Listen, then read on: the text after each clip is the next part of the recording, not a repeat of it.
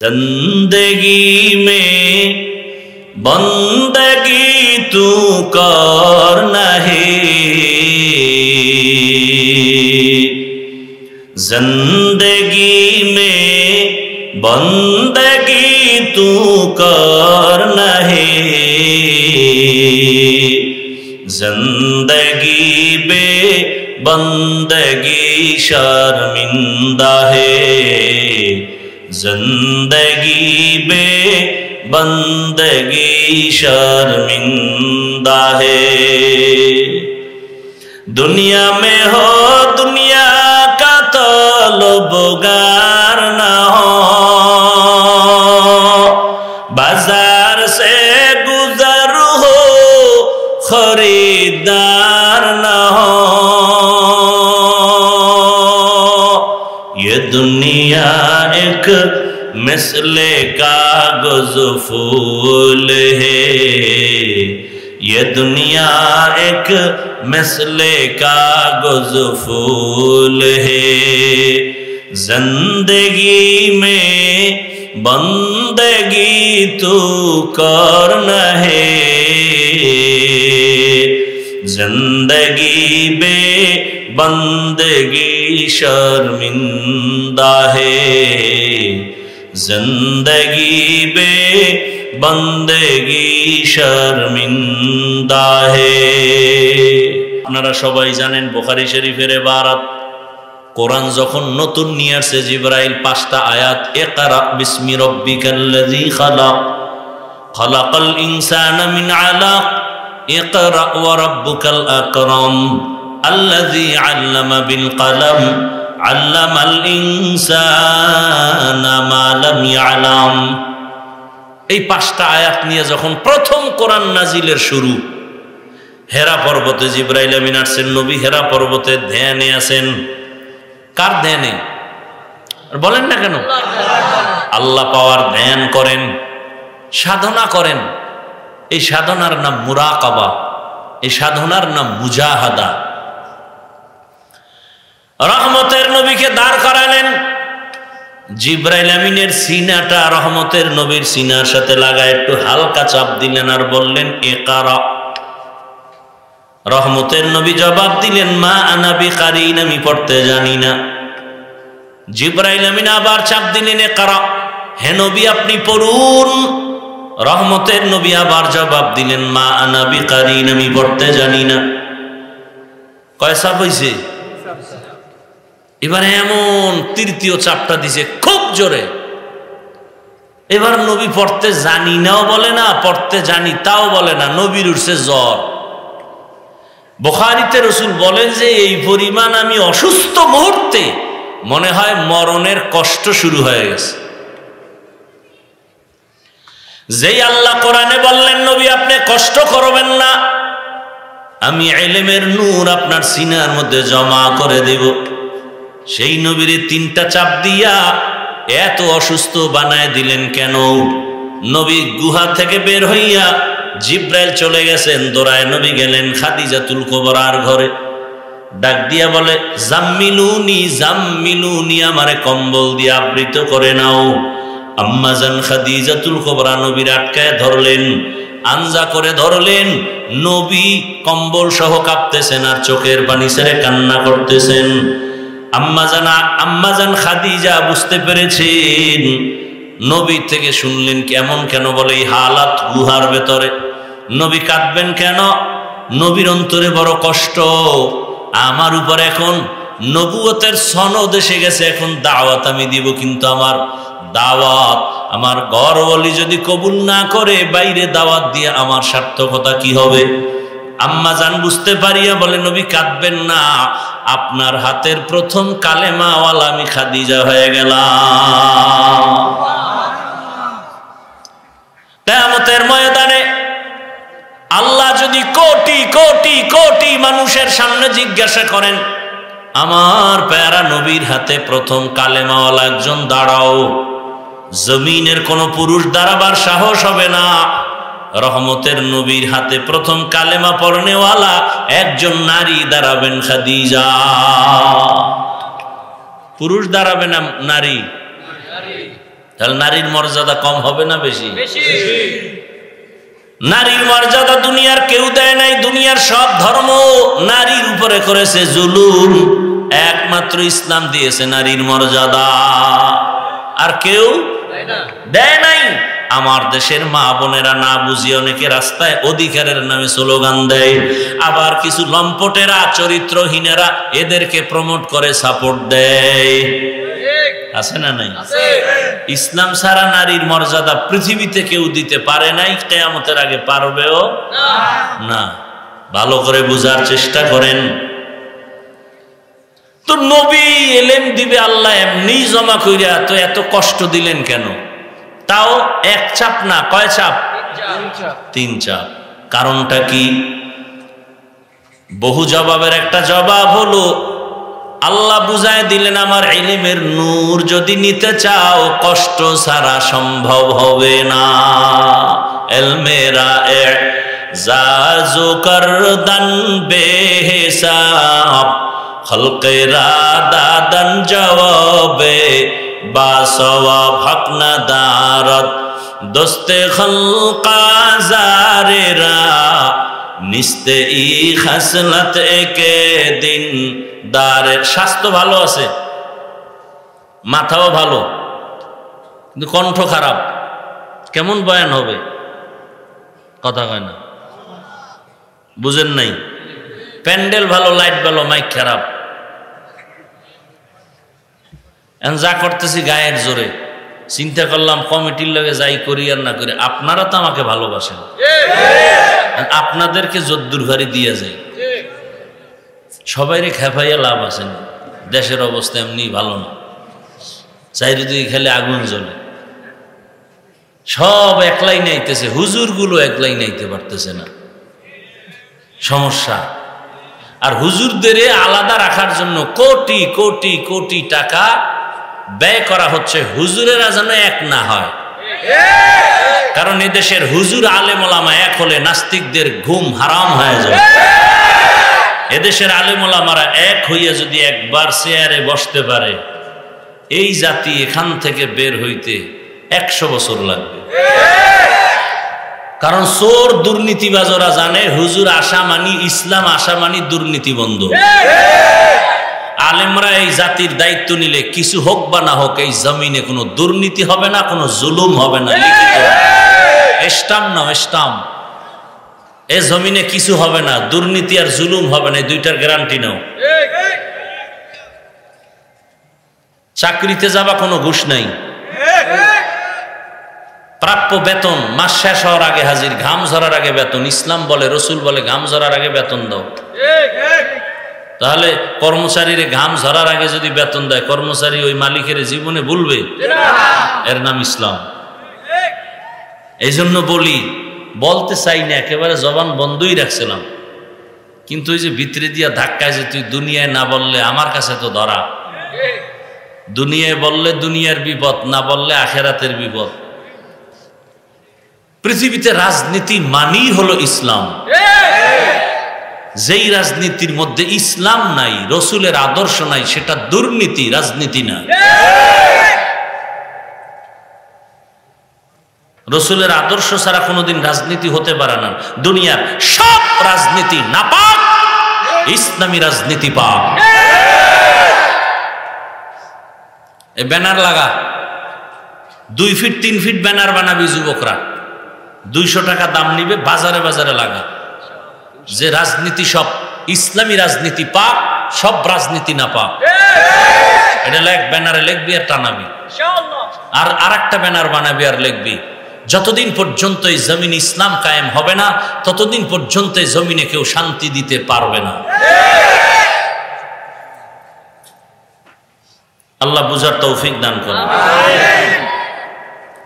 সুলাইমান নবী গোটা দুনিয়া চালাইছেন, কোরআনে ঘটনা আছে, মুরব্বীরা বলেন। ইউসুফ নবী মিশরের অর্থমন্ত্রী ছিলেন, কোরআন শরীফে ঘটনা আছে। কি খারাপ লাগতেছে না? জুলকারনাইন বাদশাহ গোটা দুনিয়া, এটা কোরআনে নাই? তাহলে কোরআনের এই পাতাগুলো ছিঁড়া ফেলাও। আরে ভাই, এখানে বহু লোক আছে আজকে ফজর পড়ে নাই, জোহর পড়ে নাই, আসর পড়ে নাই, মাগরিব পড়ে নাই, এশাও পড়ে নাই। এখন কি করবো আমরা? উঠাই দিব? গালি দিব? তা আপনি নামাজ পড়েন না, আপনার সাথে কোনো দ্বন্দ্ব নাই, আমি আপনাকে আগে সালাম দেব। নামাজ না পড়া এক জিনিস, আর বিরোধিতা করা আর এক জিনিস। কিন্তু যদি বলেন নামাজ দরকার নাই, তাহলে জুতা রেডি, আর আপনার সাথে সার নাই। আপনারা দাড়ি রাখেন না, কোনো ঝগড়া নাই, আপনাকে আমি আগে সালাম দিব। কিন্তু যদি দাড়ির বিরোধিতা করেন, তার সার দেওয়া হবে না। ব্যবধানটা বুঝছেন তো? পর্দা করেন না অনেকে, গালি দেওয়ার কোনো অধিকার নাই, আপনাকে সালাম দিব আগে। কিন্তু যদি পর্দার বিধানের বিরুদ্ধে বলেন, তখন আর ছাড় দেওয়া যাবে না। আপনি ইসলামী রাজনীতি করেন না, আপনার উপর আমার কোনো জোর দাবি নাই, কোনো ঝগড়া নাই, গালি নাই, আমি আপনাকে সালাম দিব, বিরোধিতা করবেন না। করলে কিন্তু ইসলাম আপনাকে ছাড়বে না। আমার কি, ইসলাম আপনাকে ছাড় দিবে না। আমরা তো কোরআন হাদিস থেকেই বলি, আপনি বুঝেন না। এখন এই জন্য দায়ী কে? সেই দায়িত্ব আমরা না। এবং মহব্বতের সাথেই তো বুঝাইতেছি। কি স্বার্থ বলেন তো? আপনাকে এইটা বুঝাইলে, আমি জানি এই কথাগুলো বললে অনেকে বেজার হয়, হাদিয়া দিবে কম, আবার দাওয়াত দিবে কম, মনে কষ্ট। যদি এগো পক্ষে বলি হাদিয়া বাড়বে, এ তো বুঝি, এত পাগল তো হই নাই, এরপরও কেন বলি? কোনো দুশ্মনীও তো নাই, একমাত্র কারণ জাহান্নাম থেকে বাঁচানোর জন্য বলি। আমি কি এমপি হওয়ার জন্য ভোট চাইতেছি? কি চাইছি?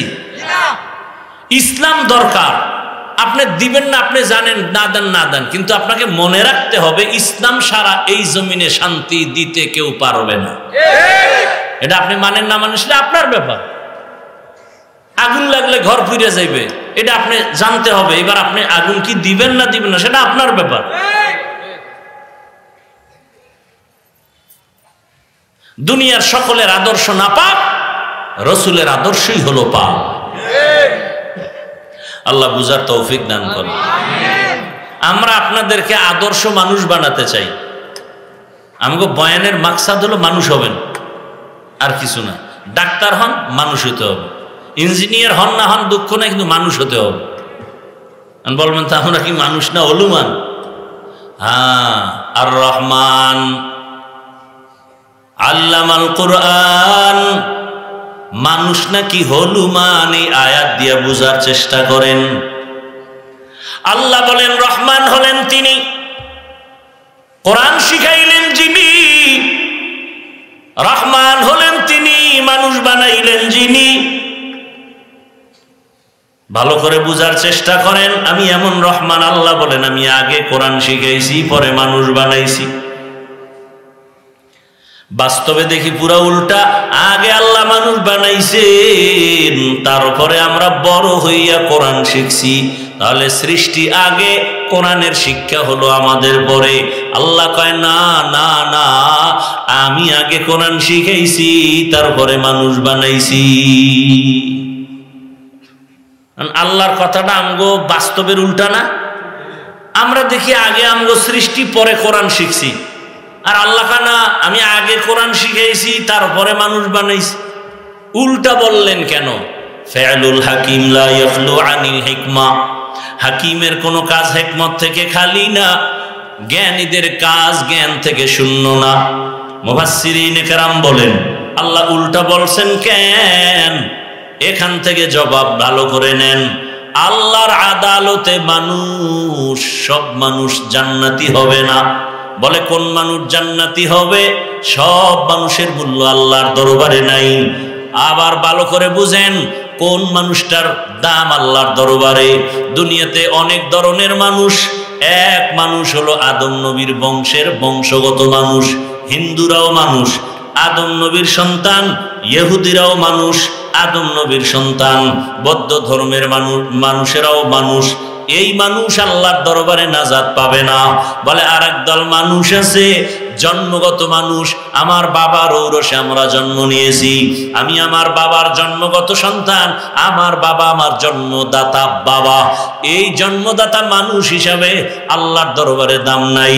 আর একদল মানুষ হলো গুণগত মানুষ, গুণের মানুষ। কি মানুষ? আল্লাহর কাছে বংশগত মানুষের মূল্য নাই, জন্মগত মানুষের কোনো মূল্য নাই। আল্লাহর দরবারে একদল মানুষের দাম, তারা গুণের মানুষ। গরবা সুরত আদমি ইনসাবুদে আহমদ আবু জাহল হামেক সাবুদে আদমিরা আদমিয়ত লাজেমাস্ত আউদেরাগর বুনাবাশদ। ঘুমাইতেছে আপনাদের? সারা রাত মোবাইলে আকাম করবেন, আজকে নিলে একটু করলেন না, এই তো ঘুমাইবেন না তো, রাতের ডিউটি তো মোবাইল। একজনে চিন্তা করছে আল্লাহ যদি দৈরেই ফেলায় একটা জব তো দিতে হইব। আল্লাহ মাইয়ার হক, পোলার হক, স্ত্রীর হক আদায় না করতে পারলেও আল্লাহ তুমি তো জানো একটার হক তো ঠিক মতো আদায় করছে। কি রাতের ঘুম নষ্ট করে সারা রাত মোবাইলের হক আদায় করেছি, যদি আল্লাহ উসিলায় মাফ করে, আল্লাহ হেদায়েত দান করুন। বড় কঠিন হালাত। আমি অন্যায় করেন আপনারা, এতে দোষ নাই, আমি বলি কেন, এজন্য আমার দোষ। এতটি হুজুর ওয়াজ করলো, কেউ কইল না। আপনার এত অ্যালার্জি কেন? আপনি যে ওয়াজ শুরু করছেন ওই দিকে আগান। জিন্দেগি মে বন্দগি তু করনা হে, जिंदगी में बंदगी तू करना है,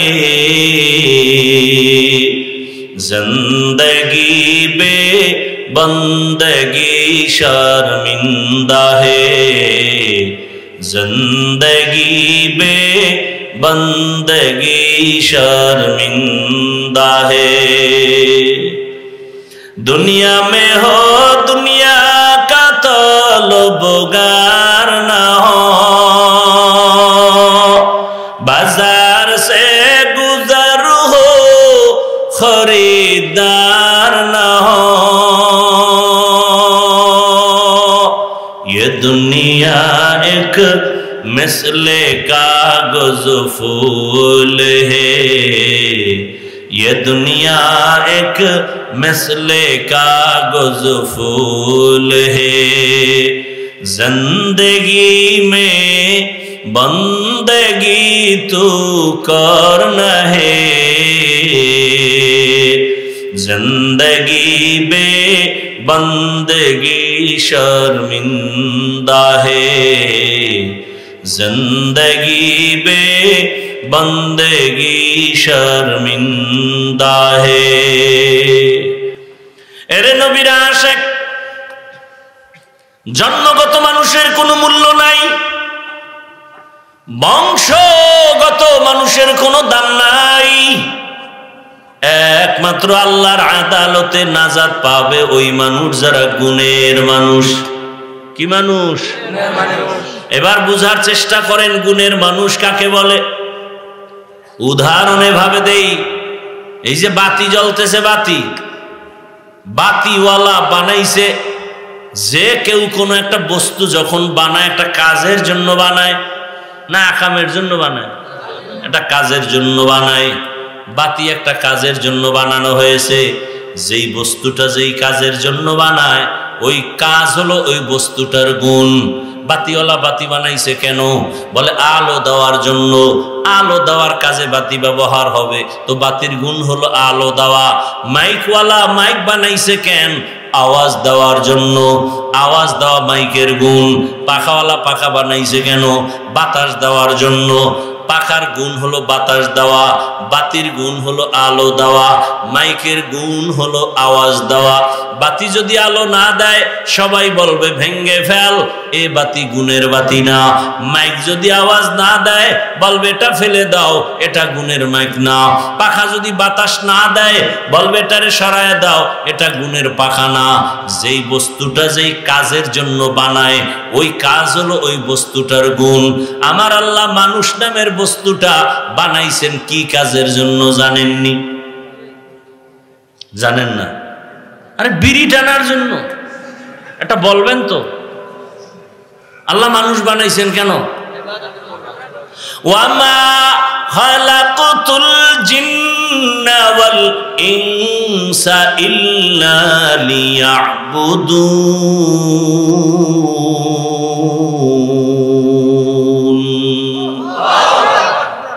আল্লাহ তাআলা মানুষ বানাবার একমাত্র কারণ ইবাদত।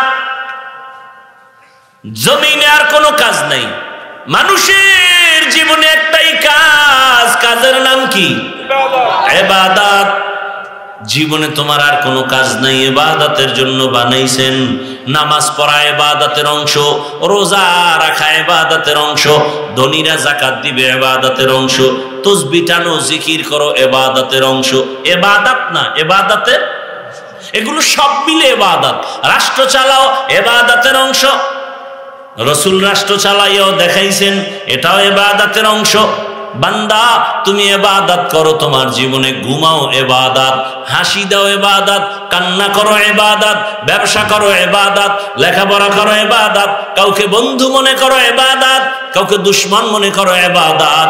বান্দা তুমি রোজা রাখো ইবাদত, রোজা রাখবা না তাও ইবাদত। নামাজ পড়ো ইবাদত, নামাজ পড়বা না তাও ইবাদত।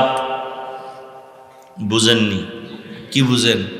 নামাজ না পড়াও, খালি এই কথাটা ছাইরা দাও, নামাজ না পড়াও ইবাদত।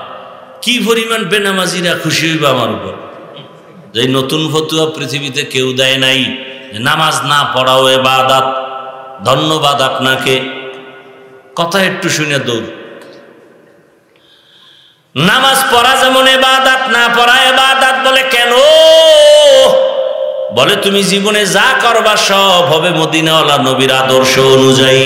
নবীর আদর্শ মতো নামাজ পড়ো ইবাদত, আদর্শ বাদ দিয়া নামাজ পড়ো ইবাদত হবে না। নবীর আদর্শে নামাজ পড়িও না ইবাদত। তা কেমন? বলে জোহরের টাইম, বান্দা সূর্য যখন ডুবে, সূর্য যখন উঠে, নবীর আদর্শে নামাজ নাই, ওই টাইমে নামাজ না পড়া ইবাদত। ঈদের দিন রোজা না রাখা ইবাদত। আল্লাহর আইনার রসুলের হুকুম মতো আদর্শ মতো জীবন চালাও। নবীর আদর্শে কান্না করো ইবাদত, নবীর আদর্শে হাসি দাও ইবাদত, নবীর আদর্শ মতো দান করো ইবাদত, নবীর আদর্শ মতো বান্দা ঘুমাও ইবাদত, নবীর আদর্শে খানা খাও ইবাদত। নবীর আদর্শ নাই এমন কোন কাজ আসেনি? হ্যাঁ, সব জায়গায় নবীর আদর্শ, এবং এটা পিওর, এটা পবিত্র। কারণ আমার রসুলের জীবনে কোনো অপবিত্রতার ছাপ নাই। নবীর ঘাম মুবারক থেকে মেশকের ঘেরান, নবীজি যেখানে কদম দেন সেখান থেকে মেশকের ঘেরান। নবীর ঘাম শরীর মুবারকে মশা মাছি পড়ে না, হারাম। নবী জীবনে মিথ্যা বলেন নাই, গালি দেন নাই। হাজারো গালি নবীর সামনে দাঁড়ায় বেঈমানেরা দিছে, নবী একটা গালির জবাব দেন নাই। কেমন মায়ার নবী আমার, জীবনে দুটো চোখ মোবারক গরম করে কারো দিকে রাগে তাকান নাই।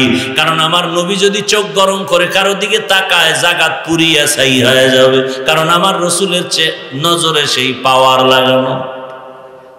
নবী যদি রাগ করে তাকা, আরে মিয়া, আউলিয়া কেরামের ঘটনা দেখছি। এক আল্লাহর ওলি একটা পাখির দিকে তাকাইছে, জালালিয়াতের নজর দিয়া পাখিটা পুড়ে গেছে। এটা বুঝার মানুষ নাই, বুঝার মানুষ নাই, বুঝানেরও মানুষ নাই, বিরোধিতা করার মানুষ আছে। বিরোধিতা বলেন, আল্লাহ মানুষ বানাইছেন কি কাজের জন্য? বলেন না সবাই, ইবাদতের জন্য। এখন ইবাদত নামাজ, নামাজ ইবাদতের অংশ, রোজা ইবাদতের অংশ। এখন নামাজ রোজা কেমনে করব? নিয়ম আছে না নাই? নিয়ম আপনি ঘুমের মধ্যে পাবেন না। নিয়ম শিখতে হলে লাগবে কোরআন। কোরআন বুঝি না, ব্যাখ্যা হলো হাদিস। হাদিস বুঝি না, বলে কোরআন হাদিসের ব্যাখ্যা হলো সাহাবায়ে কেরামদের ইজমা। তাও বুঝি না, তাদের ব্যাখ্যা নাও মুজতাহিদ ইমামগণের কিয়াস। তাও বুঝি না। এইবার কোরআন হাদিস যারা বুঝে তাদের কাছে যাও। ফাসআলু আহলা যিকরি ইন কুনতুম লা তা'লামুন। আহলে জিকির যারা, জিকির ওয়ালা যারা, তাদের কাছে যাও, যারা 24টা ঘন্টা আমার মাওলার নাম নিয়ে ব্যস্ত। ঘুমের মধ্যে আল্লাহর জিকির, বান্দা হাঁটতে চলতে আল্লাহর জিকির, তেলাওয়াত করে আল্লাহর স্মরণ করে, বান্দা নামাজ পড়ে আল্লাহকে স্মরণ করে, বান্দা তাসবিহ টানে আমার আল্লাহকে স্মরণ করে। ওরে তোমার মধ্যে যেই পাগলামির ভালোবাসা আছে, ওইটাই তোমার 24 ঘন্টা ধ্যান আর খেয়াল। জবানের মধ্যে যারা বাড়ির পাগল তারা বাড়ি বাড়ি জিকির করে, যারা নারীর পাগল তারা 24টা ঘন্টা নারীর ধ্যানে থাকে। আর যে আমার মাওলার পাগল, ওই আল্লাহর আশিক পাগলেরা সবসময় আমার আল্লাহর মোহাব্বতের ধ্যানে থাকে।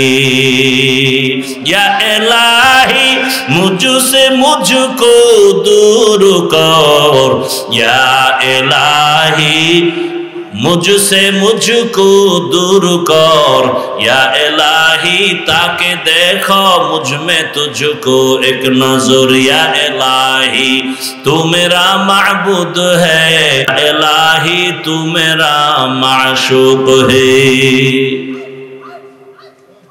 এই তুমি যে সারাদিন মাইয়ার পিছে ঘুরো, মায় কয় তোরে একটা পৃথিবীর শ্রেষ্ঠ সুন্দরী এনে দিব। কপাল পরা আমার এই পেতনি বালা,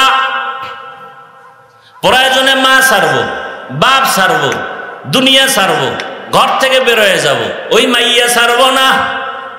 কে যুবকেরা মিথ্যা বলতেছি?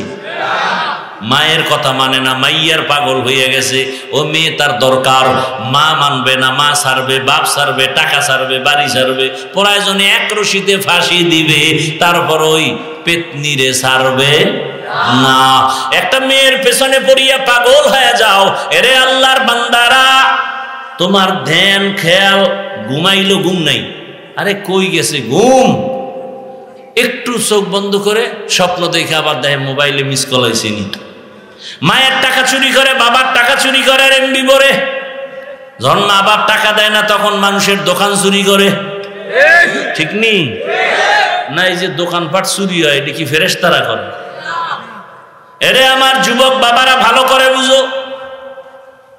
তাহলে তোমার ধ্যান খেয়াল, তুমি যাকে চাও তারে নিয়ে তার ফিকির করো। সবাইকে এটা এমন করে কেন, এমন করে কেন? বুঝবা না ভালোবাসা। ভালো কঠিন কথা। দুনিয়া বুঝে আখেরাত বুঝে না, দুনিয়া বুঝে আখেরাত বুঝে না। তোমারে একজনে পাগল, ওই যে মেয়ে, ছেলের বিয়া হয়ে যায়, যায় মেয়ে আইসা ছেলের বাড়ি হাজির। কেমন লজ্জা আমগো দেশ দিয়ে চলে গেছে। একই বাংলাদেশকে বিদেশ দিয়ে হাজির, বিদেশ থেকে এসে হাজির, প্রেমিকার বাড়ি প্রেমিক হাজির। এইগুলি চলে না? কত বড় বেহায়া। আমার আল্লাহ ফেরেশতাকে ডাক দিয়ে কয়, দেখ আমার ভালোবাসার মানুষগুলো মসজিদে হাজির, আমার ভালোবাসার মানুষগুলো মাদ্রাসার ময়দানে হাজির। আমার আল্লাহ কয়, দেখ ফেরেশতারা, এরা আমার ভালোবাসায় পড়িয়া বাইতুল্লাহ হাজির। এই ময়দানের মানুষগুলো রাত্র 12টা পর্যন্ত কি চায়? টাকা চায় না, বাড়ি চায় না, গাড়ি চায় না। এই মানুষগুলো আমার মাওলার বড় আশিক। আমার আল্লাহ কয়, ফেরেশতা সাক্ষী থাক, আমি এদের বড় আদর করে বানাইছি। এই বান্দাগুলো আমার মোহাব্বতে ময়দানে হাজির হয়ে গেছে। আমি আল্লাহর লজ্জা লাগে যদি এদের ক্ষমা না কইরা দেই। ফেরেশতারা সাক্ষী থাক, এত রাতে ঘুম নাই, খানা নাই, পেরেশান হইয়া আমার মোহাব্বতে আসছে। আমি আল্লাহ এদের সব গুনাহ মাফ করে দিলাম। আমি আল্লাহ চাই না আমার বান্দাগুলো জাহান্নামের আগুনে জ্বলবে, কারণ দুনিয়ার 1 সেকেন্ডের সূর্যের গরম আমার বান্দাগুলো সহ্য করতে পারে না। একটা মশার কামড় দিলে আমার বান্দা ঘুমাইতে পারে না। ওই বান্দা গুনার কারণে যদি কালেমা না পড়িয়া কবরের বিছানায় যায়, ওই বান্দা কবরের জাহান্নামের আগুন কেমন করে সহ্য করবে? ওই কবরে 99টা সাপের কামড় কেমন করে সহ্য করবে? এই জন্য আল্লাহ বারবার বলে, ওলামায়ে কেরামদের বলে, যাও ও নবী তোমার ওয়ারিসদের জানায়া দাও, উম্মতেরা যেন গুনাহ ছাড়িয়া দেয়, গুনার থেকে যেন নিজেরে বাঁচায়। আদর্শ মানুষ না হইয়া কবরে গেলে জাহান্নাম ছাড়া উপায় নাই। আমার কাছে বংশগত মানুষ হইয়া আসলে কোনো লাভ নাই, আমার কাছে জন্মদাতা বাবার পরিচয় দিয়া লাভ নাই, আমার কাছে আসতে হবে আদর্শ মানুষ হইয়া। মানুষ গুণের মানুষ হইতে হবে। মানুষের গুণের নাম ইবাদত। ইবাদত শিখতে হলে লাগবে কোরআন হাদিস, না বুঝলে যেতে হবে উলামায়ে কেরামের কাছে। উলামায়ে কেরামের কাছে যাইয়া কোরআন হাদিস অনুযায়ী জ্ঞান নিয়া নবীর সুন্নাত অনুযায়ী বান্দা জীবন চালাও, ইবাদত করো, নামাজ পড়ো, তেলাওয়াত করো, গুনাহ থেকে বাঁচাও, তখন তুমি হবা গুণের মানুষ। আমি গুণের মানুষকে জান্নাত দান করব। এদিকে ইঙ্গিত করে আল্লাহ বলেন, আর রহমান আল্লামাল কোরআন খলাকাল ইনসান। আমি রহমান কেমন জানো? আগে কোরআন শিখাইছি, তারপরে মানুষ সৃষ্টি করেছি। অর্থাৎ যারা কোরআন হাদিস থেকে ইবাদত শিখিয়া আলেমদের মাধ্যমে যারা ইবাদত করবে তারা গুণের মানুষ হবে। অর্থাৎ গুণের মানুষ হইতে হলে লাগবে ইবাদত, ইবাদত শিখতে হলে লাগবে কোরআন, কোরআন বুঝতে হলে লাগবে উলামায়ে কেরাম। এক কথায় মানুষ কোরআন হাদিসের জ্ঞান না নিয়া ইবাদত না করিয়া গুণের মানুষ হতে পারবে না। অতএব গুণের মানুষ হতে হলে কোরআন ও হাদিসের জ্ঞান লাগবে, ইলম লাগবে। এই জন্য আল্লাহ বলেন, আমি আগে কোরআন শিখাইছি, তারপরে মানুষ বানাইছি। এই কোরআন শিক্ষা দেওয়ার মার্কাজ মাদ্রাসা, আলেম ওলামা তৈরি হওয়ার মার্কাজ মাদ্রাসা, মুবাল্লিগ মুজাহিদ মুআল্লিম তৈরি হওয়ার ফ্যাক্টরি মাদ্রাসা। এই মাদ্রাসার সহযোগিতা যারা করো, আমি হাফিজুর রহমান আলেম হওয়ার পরে আল্লাহ আমাকে যদি জান্নাত দেন আর সম্মান দেন, আমাকে যা দিবেন, আমার এই চেয়ার পর্যন্ত আনতে যাদের চোখের পানি আছে, যারা আমাকে সহযোগিতা করছে ছাত্র সময়, কিয়ামতের ময়দানে আল্লাহ বলবে, যাও তুমি আলেম হইতে গিয়া যারা সহযোগিতা করছে এদেরকেও আমি জান্নাত দিয়ে দিলাম।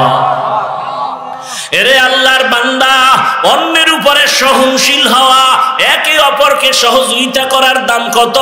আমি সেদিনও হাদিসে দেখলাম, কিয়ামতের ময়দানে নবী বলেন, হাসরের ময়দান তো বড় ভয়ঙ্কর, নারী পুরুষ সব উলঙ্গ, আল্লাহর আদালতে দাঁড়ানো, সূর্যটা নিচে নামানো, জমিনটা সূর্যের গরমে তামা হয়ে আছে, ওদিকে জাহান্নামের আগুনের আওয়াজ, এমন কঠিন হালাত। ওই সময় এক ব্যক্তি আল্লাহর সামনে দাঁড়াবে, এত গুনাহ আর এত নেক আমল, এত নেক আমল, নেক আমল কিন্তু একটা নেকে গিয়া টান হয়ে গেছে।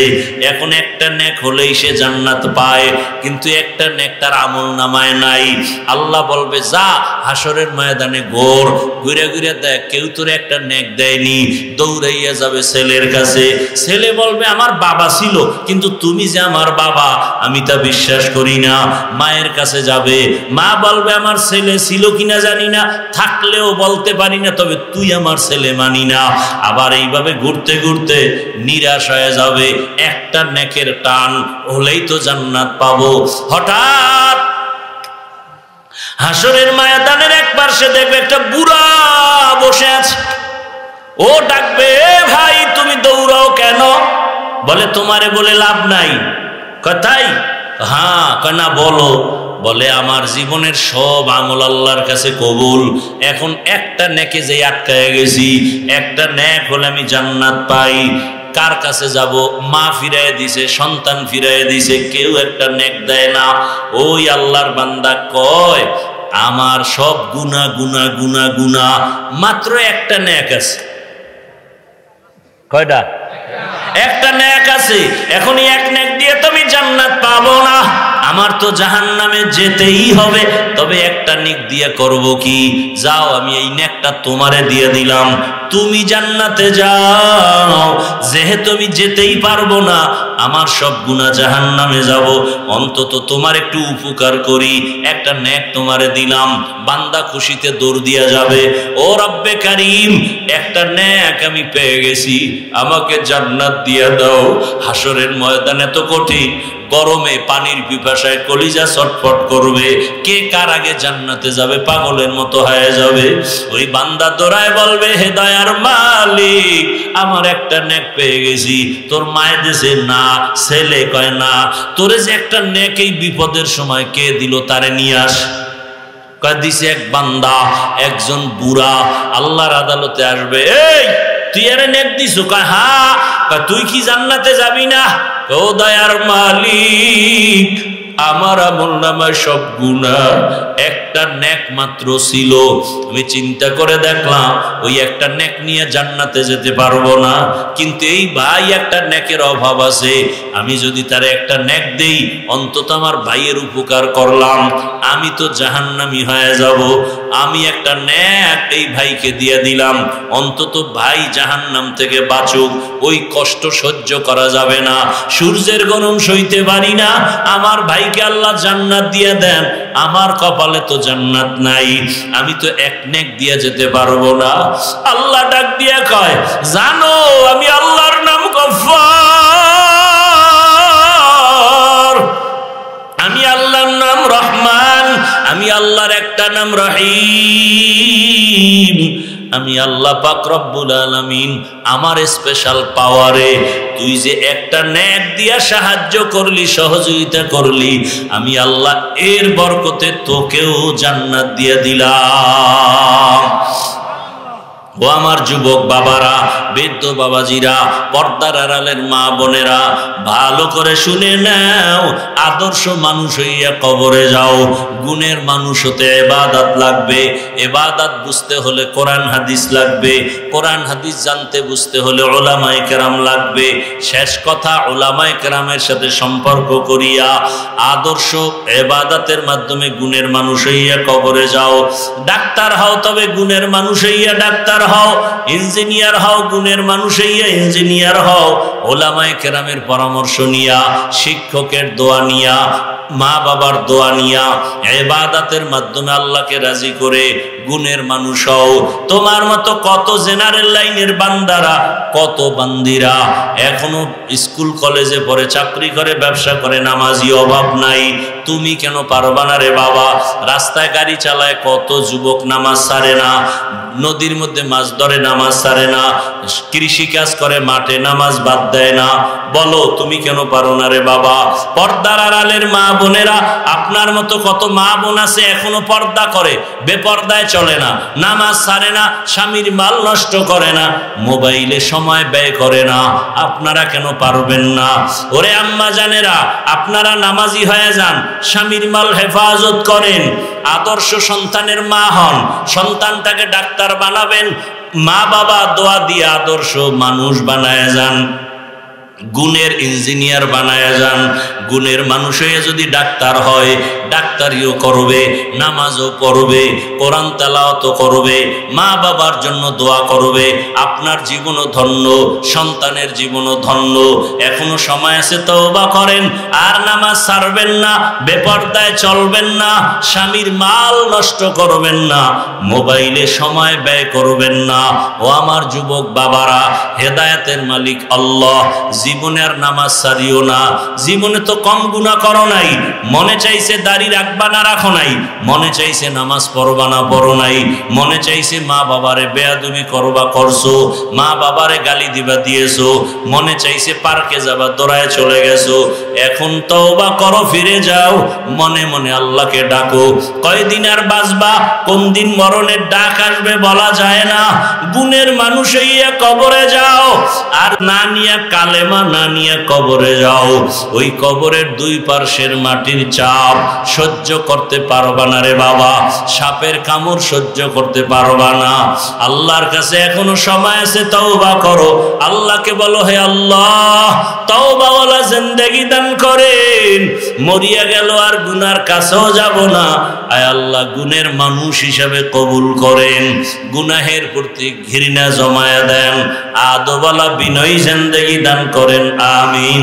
আলহামদুলিল্লাহি রাব্বিল আলামিন ওয়াসসালাতু ওয়াসসালামু আলা সাইয়্যিদিল আমবিয়া ওয়াল মুরসালিন ওয়া আলা আলিহি ওয়া আসহাবিহি আজমাইন। ইয়া আরহামার রাহিমিন আন্না আল্লাহুম্মা ইন্না নাসআলুকা রিযাকা ওয়াল জান্নাহ ওয়া নাউযু বিকা মিন সাখাতিকা ওয়ান নার।